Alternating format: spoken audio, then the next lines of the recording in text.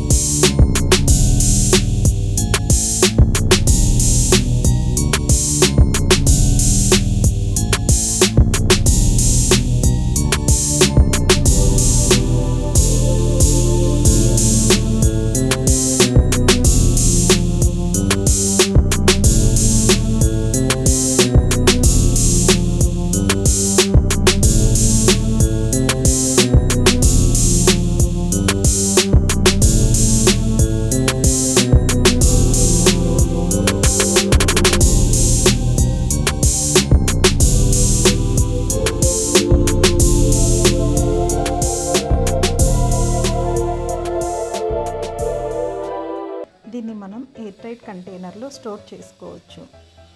ఇంత సింపుల్గా మనం ఈజీగా ఇంట్లోనే చికెన్ పికిల్ పెట్టుకోగలిగినప్పుడు బయట నుండి ఎందుకు తెచ్చుకోవాలి? Please like, share and subscribe to money and honey channel.